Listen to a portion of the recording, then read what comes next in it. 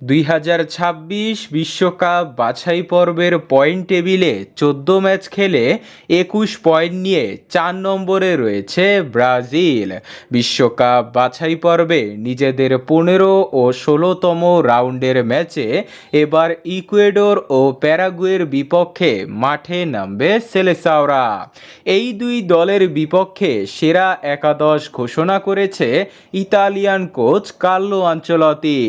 এবার এই স্কোয়াড থেকে নিজেদের শক্তিশালী দলের ধারণা পাওয়া গেল, যেখানে গোলবারে অ্যালিসন বেকার, সেন্টার ব্যাকে চ্যাম্পিয়ন্স লিগ জেতা দুই ক্লাব সতীর্থ মার্কুইনিয়স ও বেরালদো থাকবে। দীর্ঘদিন পর মিডফিল্ডের রাজা ক্যাসেমিরো স্টার্টিং 11-এ ফিরছেন।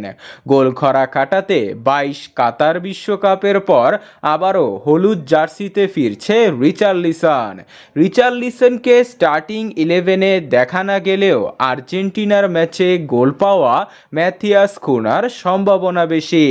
ব্রাজিল চায় 4 পয়েন্ট, আর আনচেলত্তি চায় জয় দিয়ে শুভ সূচনা করতে।